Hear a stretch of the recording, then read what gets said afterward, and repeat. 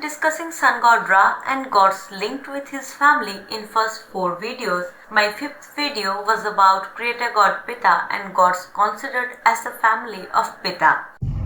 Now I am going to discuss goddess Maat, god of knowledge Thoth, and his counterpart Seshat in this video. Thoth.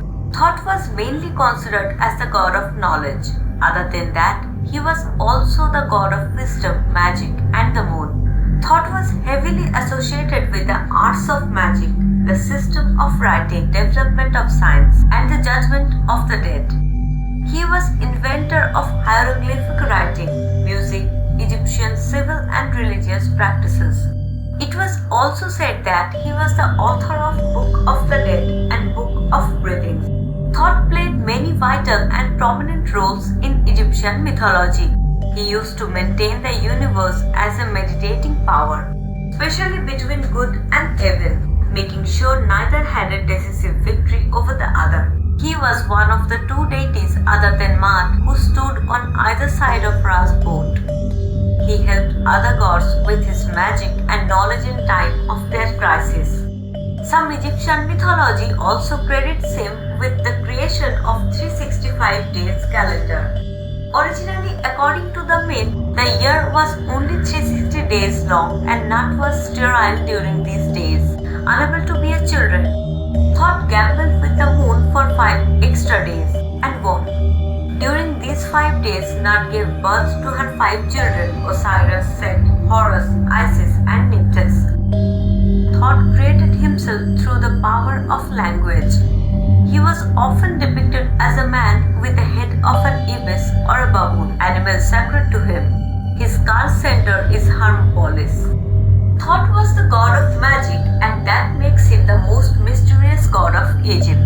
Many myth was created regarding his power of magic and knowledge, such as Book of Thoth or Emerald Tablets of Thoth, in which the god inscribed all the secrets of the universe.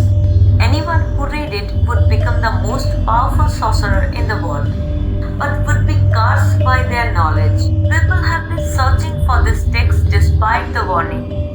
Theorists propose that it is hidden in a secret chamber in or near the Great Pyramid of Giza. Seshat. Goddess Seshat considered as the female aspect of Thoth, but in some part of Egypt she was considered as Thoth's wife or daughter. Seshat was the goddess of wisdom, knowledge, reading, writing, arithmetic, and architecture. The shrine goddess took care of Thoth's library of scrolls and spells. For these duties, she was given the title of Mistress of the House of Books. And even today, she is considered the patron goddess of librarians. According to one myth, it was actually Seshat who invented writing, but it was her counterpart Thoth who taught the people to write. Among all Egyptian goddesses, she was the only female character who was actually depicted in the act of writing. She is shown holding a palm stem and frequently shown dressed in a cheetah or leopard hide.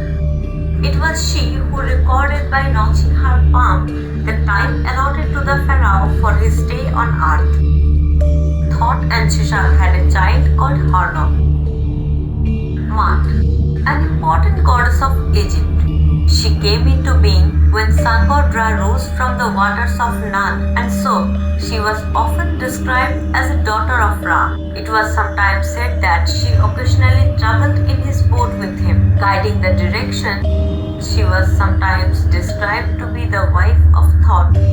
Maat was depicted as a woman wearing a crown with a single ostrich feather. She is occasionally depicted as a winged goddess. Her statue was a stone platform depicting a stable foundation on which order was built. Maat is goddess of truth, justice, balance, and morality.